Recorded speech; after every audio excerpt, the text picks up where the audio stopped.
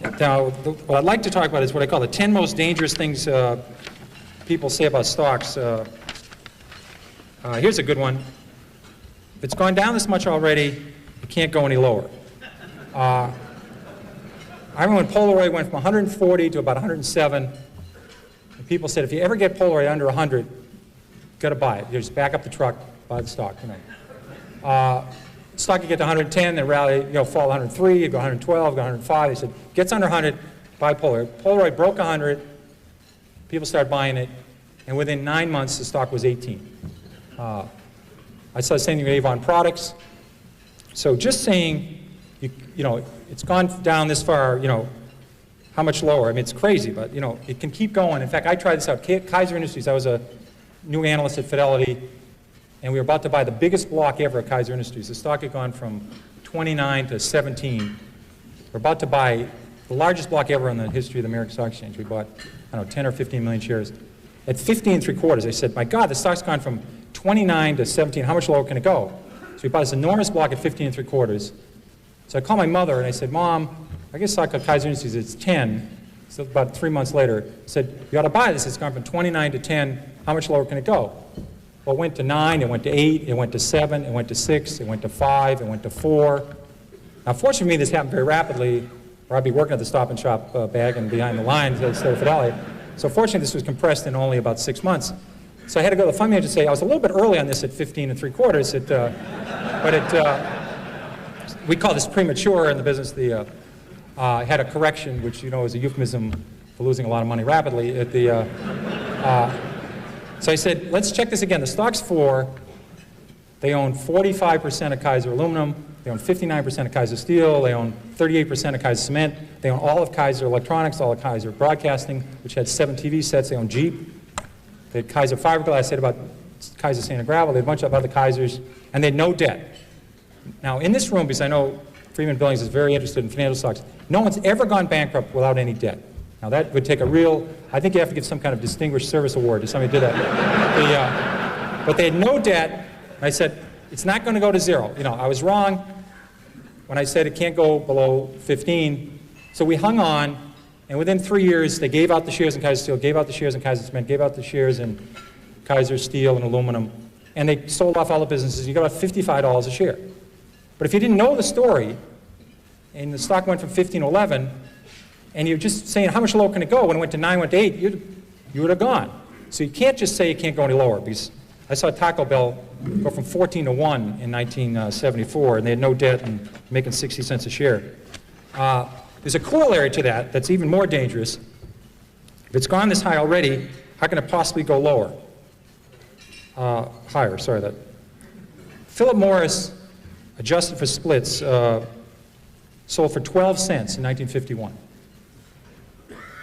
And then it goes to 60 cents in 1961. So it goes up 5-fold, and you say to yourself, how much, this it never sold for that, but just for splits, you say, how much higher can this go? It's gone up 5-fold. They missed the power of Marlboro. They missed there's 220 countries in the world. They missed the cash flow of the company. They missed everything. This stock was a 100-bagger after going up 5-fold.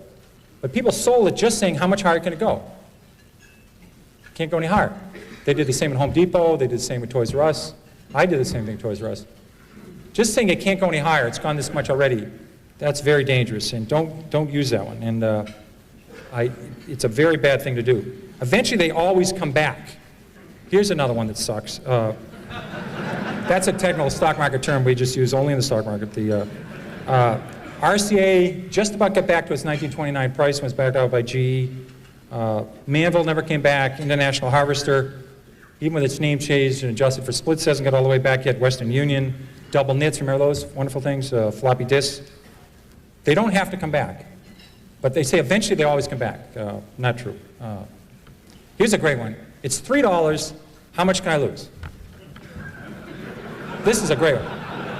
Because get out. I don't have a computer and I can't do high-level math, but just do this one. Let's say your neighbor buys $10,000 of a stock at 50, and the stock's now 3, and you put $25,000 in at 3.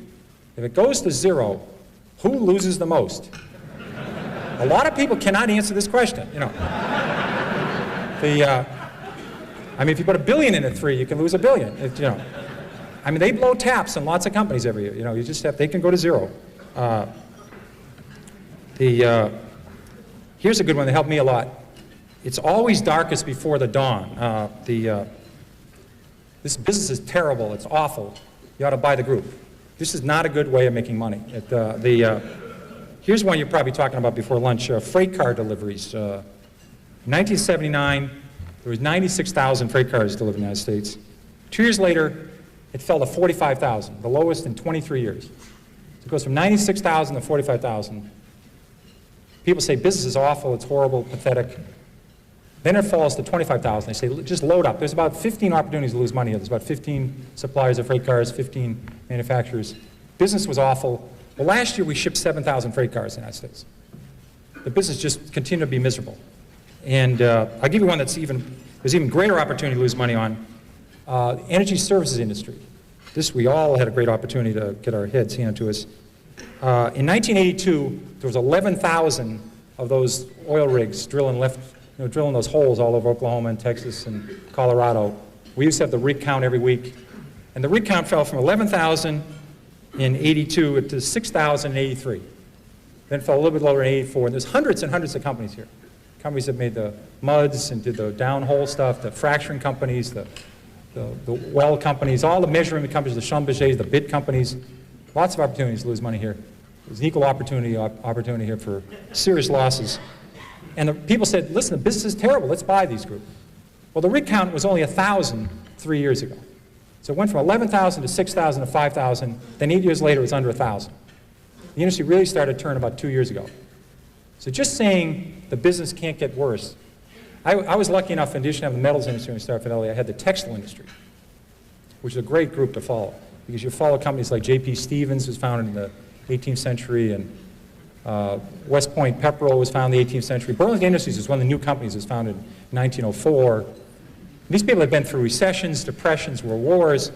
They've seen it all. There's a great expression in the textile industry. It's always darkest before pitch black. Now that's a good one to remember, because when business is terrible, it can get considerably terrible. It can get terrible to the power of 6. And